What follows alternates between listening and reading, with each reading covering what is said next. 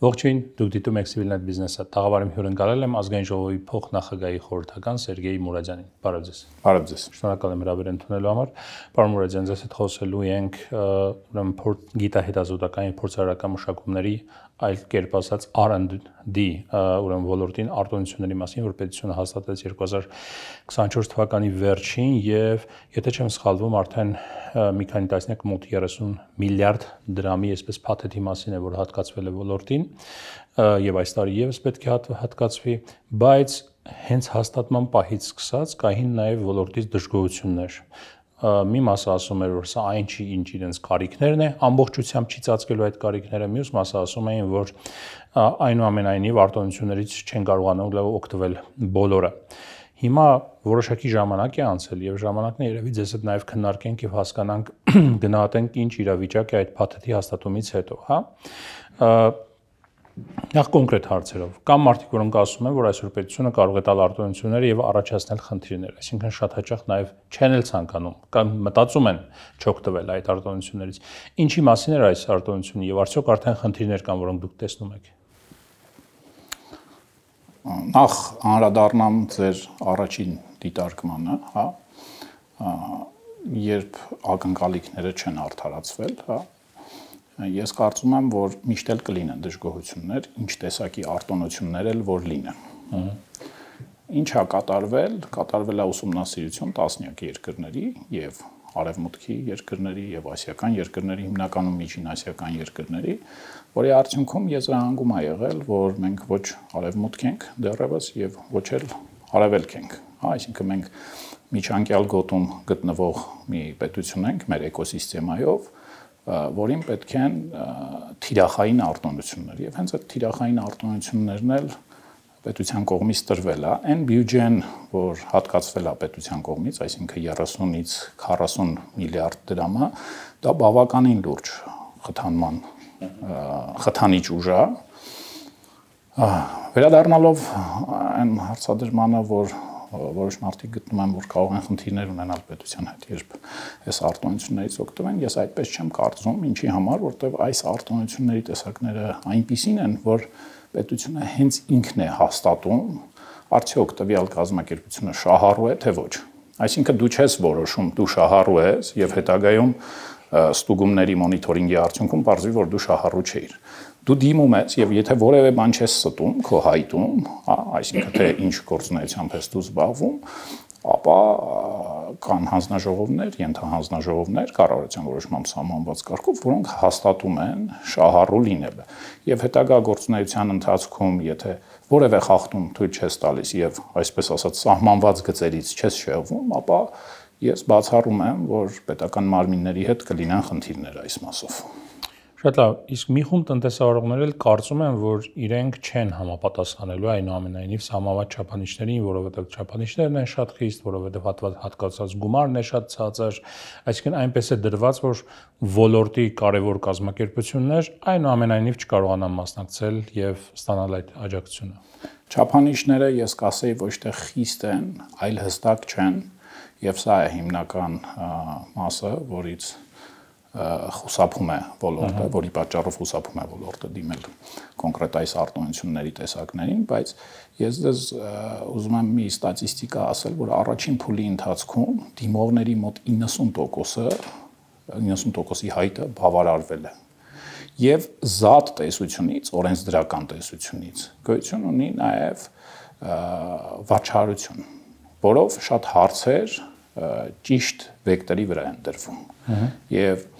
ինչպես մենք տեսնում ենք, մեր գործընկերները բարձրագույն կրթության եւ գիտության կոմիտեից եւ ԿԳՄՍ-ից կարողացել են այս ամեն ինչը վաճառության արդյունքով ճիշտ գծերի վրա դնել, որի մասին խոսում է նաեւ ստատիստիկան։ Ինչ վերաբերում է չափանիշներին, ապա կուզենայի ասել, որ այստեղ կարևոր փաստ է չափանիշներից թերևս 5 չափանիշներ են, երկուսի մասով հստակություն ապավոլ, մեկը նորույթն է կամ նորարարությունը, որ պետք է տվյալ ծրագիրը կամ տվյալ միջոցառումը ունենա, ինչ է դա իրանից ներկայացնում, որ տեխնոլոգիական պրոցեսների արդյունքում ստեղծվի նորույթ կամ մի բան, որը նորովի կկիրառվի եւ նոր արդյունքներ կբերի։ Նոր product կստեղծվի։ Կարող է լինել ինքը նոր product, կարող է լինել նոր product-ի ինչ-որ մաս, այսինքն ինչ-որ հետազոտություն, որը իր մեջ պարունակում է նորարարություն։ Այս մասով նաև ես ուզում եմ ասեմ, որ պետական մարմիններն են բաց եւ այն հանձնաժողովների, ենթահանձնաժողովները, որոնք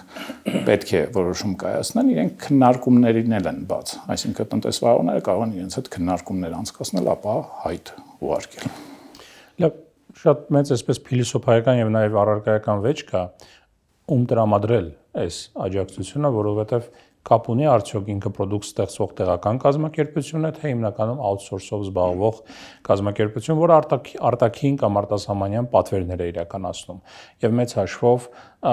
տեղական արժեշղթաներին, նկատի ունեմ IT եւ բարձր տեխնոլոգիական ոլորտում, կարող է եւ չմասնակցել, թեպետ շատ կարեւոր է այն առումով, որ ինքը աշխատավարձ է ստանում, չգիտեմ,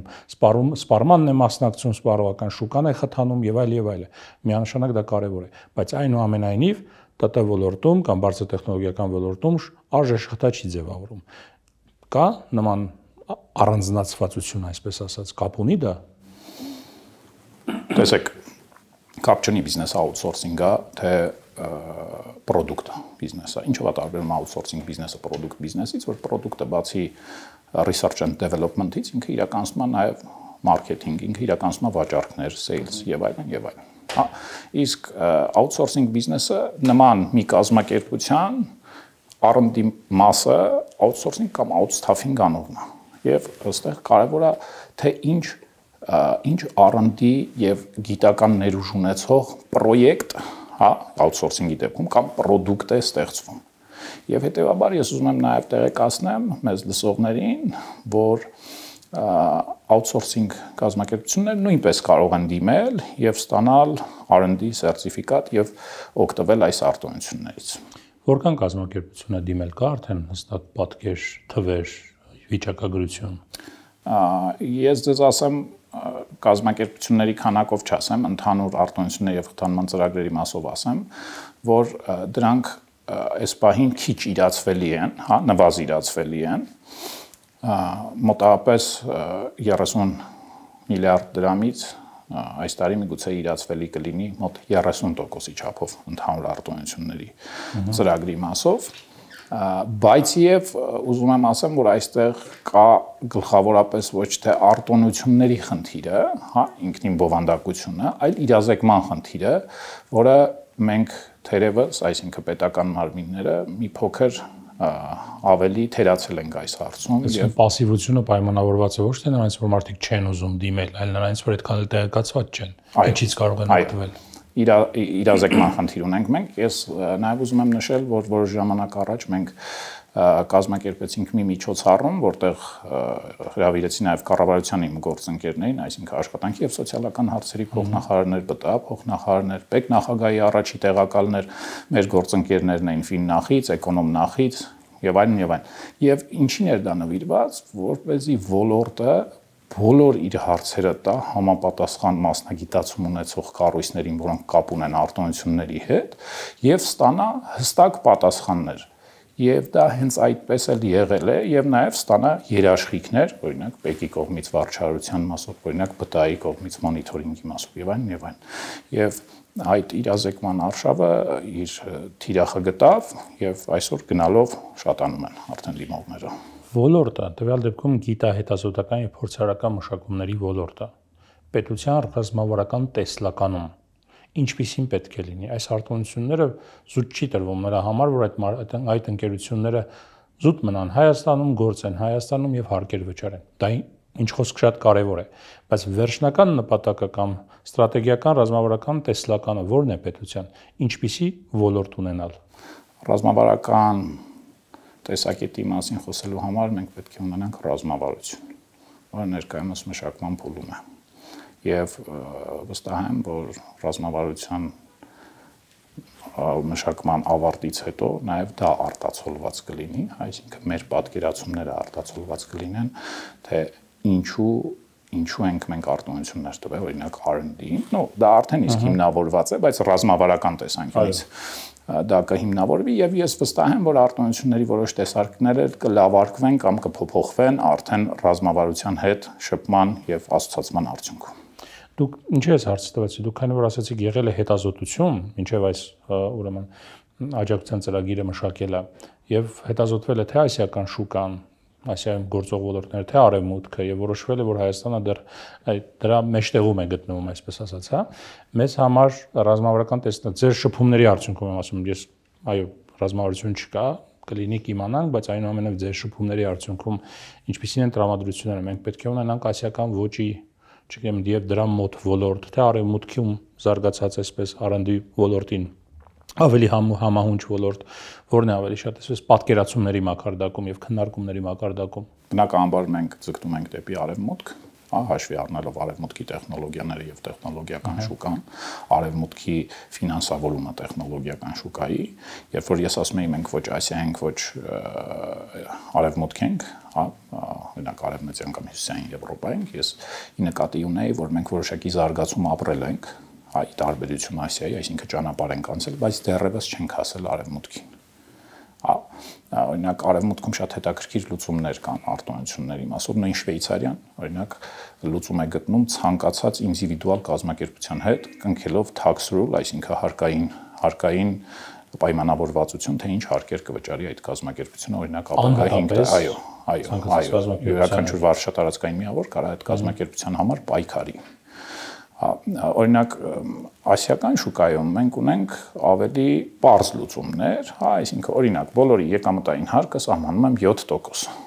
Կապ չունի դա outsourcing, outstaff, որևէ թիրախ չկա։ Ասիական շուկան ներկայումս ձգտում է, որպեսզի իր մոտ կենտրոնացնի որոշակի աշխատուժ։ Մենք թերևս գտնում ենք էքստենսիվ ձևով բերում։ Այո, մենք թերևս գտնում ենք, որ մենք հասել ենք արդեն թիրախային արտոնություններին։ Հասկացա։ Շնորհակալ եմ զրույցի համար։ Շնորհակալություն։ Civil and Business-ի տաղավարում ես զրուցեցի Սերգեյ Մուրադյանի հետ։ Առողջ եղեք։ Կհանդիպենք։